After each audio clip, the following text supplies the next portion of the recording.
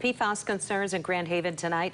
The chemicals have been discovered on Harbor Island at the site of the old Sims plant. The state hosted a meeting last night about the impact that could have on the community. News 8's Whitney Burney has our story.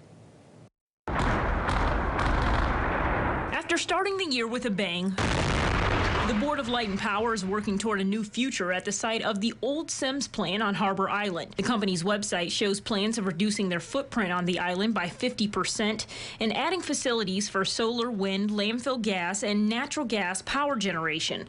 Another portion of the island is set to be used for community recreation.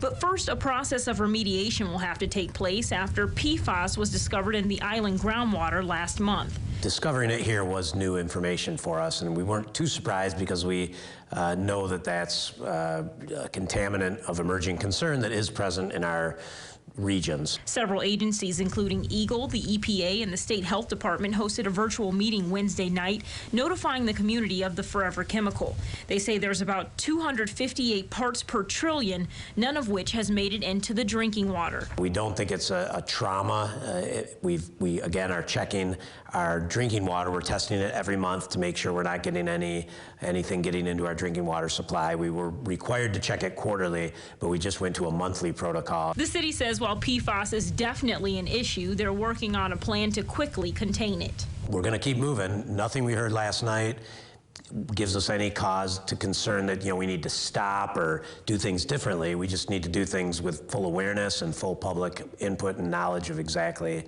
what we're up against and what's going on. We did reach out to the Board of Light and Power, but no one was immediately available for an interview. The city of Grand Haven says they have 2 town hall meetings coming up on August 9th and 11th, where the public can hear more about the next steps here at the plant. Reporting here in Grand Haven, Whitney Burney, News 8.